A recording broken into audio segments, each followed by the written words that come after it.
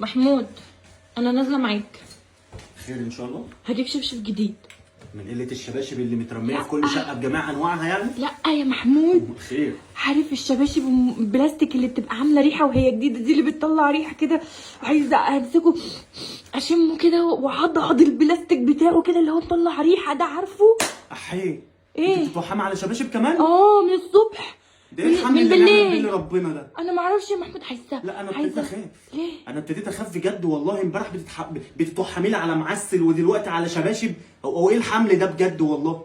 انا ابتديت اخاف فعلا. انا والله العظيم بقيت خايف تتوحمي عليا وانا نايم، اصحى الاقي دراعي متاكل. في ايه يا بنتي؟ يا محمود انت ده ايه مش الحمل ده؟ فاهم. ايه الوحم انت الغريب مش ده؟ فاهم. انا من ساعه ما صحيت شم ريحه الشبشب البلاستيك كده، عايزه اضعض البلاستيك بتاعه كده.